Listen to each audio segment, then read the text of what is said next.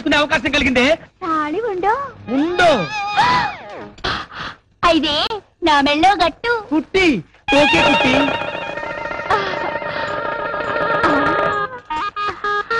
అయ్యో అయ్యో అయ్యో, ఆంధ్రాలో సోమనాలు అరుగు మీద జరగవే, ఇక్కడే సెటప్ అయిపోతావా ఏంటి? అదిలే, నా చెప్పు జాదల్లో ఉండే చవట మొగుడు దొరికితే బయటేస్తారని మొక్కుకుందా. చవట మొగుడా? నేను చవట మొగుడులా కనబడుతున్నానే? చూపిస్తానే తడాక. ఎంత ఇది? దీన్ని ఆంధ్రాలో శోభనం అంటారు. నాకు తెలుసు. తెలుసా? ఎలాగా?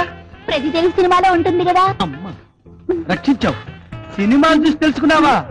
పాలకుట్టి, ఈ రోజు బ్రహ్మాండమైన ముహూర్తం పెట్టించా. ఇవాళ మనం శోభనం చేసుకుంటే అచ్చం నా పోలికలుండే కొడుకే పుడతాడు. నీ పోలిక రాకపోతే పక్కింటోడు పోలిక వస్తుందా? పాలకుట్టి, ఈ రోజు కోడి కూత వినబడే వరకు మోతం మోగిపోవలసిందే.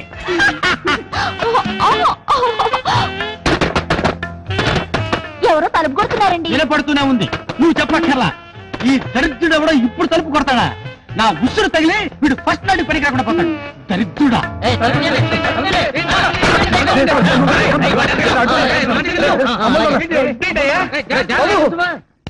ఒక కంత కూడా గదిలో కంతలు. అలాగే నా ఇంట్లోకి వచ్చి కంతలేయడానికి దూరమయ్యా.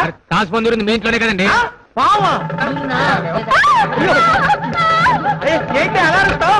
మొత్తం అక్కడే నాటేసిందంటే కానీ పోవాల్సిన పిచ్చి బావా.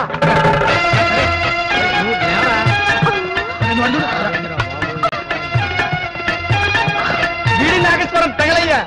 వీడి వైపు వింటే ఇంట్లో ఉన్న పాము వాడు దేవుడు ఎరుగు, ఊళ్ళో ఉన్న పాములన్నీ వచ్చేటట్టున్నాయి దేవుడే.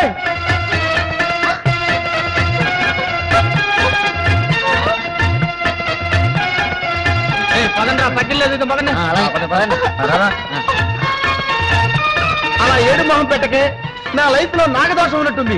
నాగపూజ చేయించి ఈసారి మంచి ముహూర్తం.